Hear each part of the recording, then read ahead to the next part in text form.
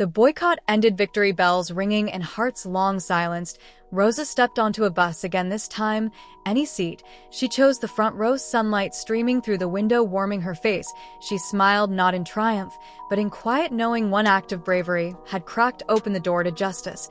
But Rosa's story did not end there. She moved to Detroit, continued the fight for voting rights, fair housing, jobs, her voice soft yet unyielding, mentoring young activists like John Conyers, Rosa McCauley Parks, the mother of the civil rights movement, showed the world that courage wears no cape. It lives in the ordinary soul who decides, today I stand. Years later, her legacy breathes in every child who learns to question wrong, in every woman who claims her space, in every march for equality. Her refusal to sit back reminds us that change begins not with armies, but with one heart saying no to injustice and yes to the dream of a world where every seat belongs to every soul. Imagine that bus rolling still through time, carrying Rosa's spirit forward, whispering to you now, wherever you feel small, wherever fear grips your throat. Remember her steady gaze, her calm no. You too can spark a movement. You too can refuse to sit back in the face of wrong. The fight for equality continues, not in grand gestures alone, but in daily acts of courage, in standing when others sit, in speaking when silence tempts, in walking the long road, because freedom is worth every step. Rosa Parks did not seek the spotlight, yet the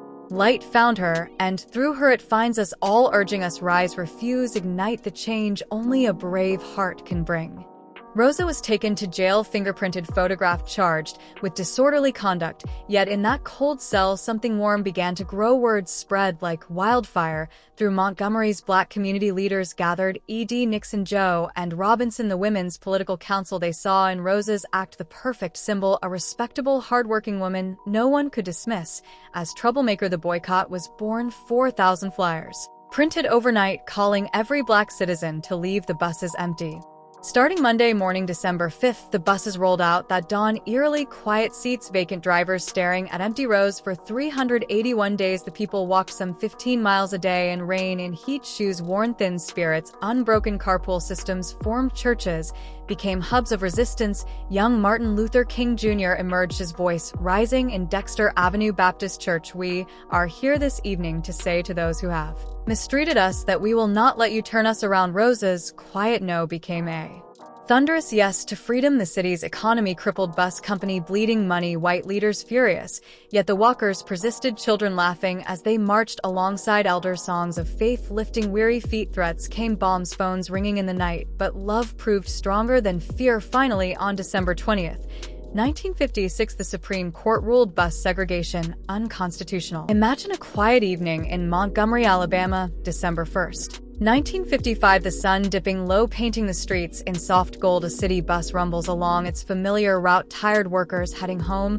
after long days, the air thick with the weight of unspoken rules that said where you could sit, who you could be, simply because of the color of your skin. On that bus sat a woman named Rosa Parks, 42 years old, seamstress by trade, her hands calloused from years of stitching dreams into fabric, her heart steady with a quiet fire that no one could see. Yet she boarded the bus, paid her fare, took a seat in the section marked for colored people. As the bus filled, white passengers claimed their places. The driver, James Blake, barked an order, move back, colored people, the seats were needed. Rosa looked up, her eyes meeting the faces around her. 3 other black passengers stood and shuffled to the rear, but Rosa stayed, her body rooted like an ancient oak in soil that tried to uproot her. This was not rebellion for show, this was exhaustion meeting courage. The moment when a soul says enough, the driver stormed over, demanding she vacate the seat or face arrest. Rosa's voice, calm as a summer breeze, yet unbreakable, replied, "No, I'm not moving." In that instant, the world shifted, a single woman's refusal rippling outward like a stone dropped in still water. Police arrived, handcuffs